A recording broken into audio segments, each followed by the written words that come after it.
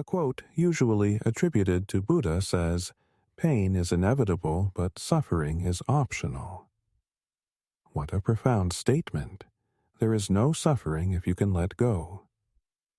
Pain becomes immaterial in the absence of suffering.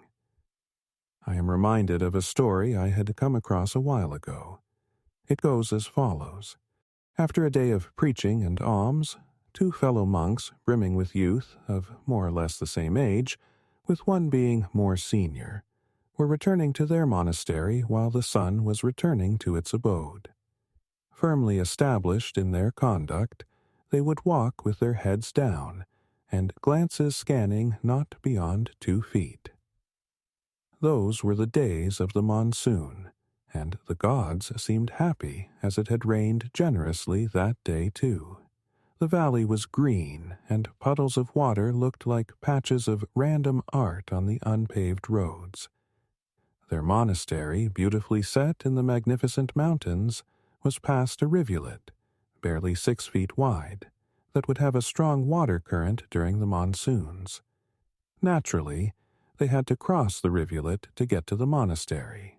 As they arrive at the bank of the river, they see a beautiful young woman, white like the pearlescent snow-capped mountains of the valley, with a softly radiating face like the morning sun, standing there still but somewhat anxious.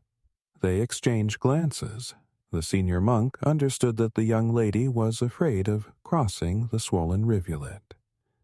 Without any verbal communication and with no further ado, he gets closer to the feminine idol and gently picks her up in his arms. He crosses the river and puts her down, even more gently, on the other side of the river. She bows in gratitude and respect before making tracks towards her home. The younger monk is somewhat troubled by the actions of the senior one. Out of veneration and respect, however, he stays quiet. The two monks continue walking towards their destination. Silence persists for a good few hours before it is broken by the junior monk. "Can I please ask you a question, if I may?" he mutters. "Yes." "Of course," the elder one replies. "According to our code of conduct, we are not allowed to touch a woman." His statement fails to hide the imminent question hiding in it. The senior monk says, "Yes, indeed."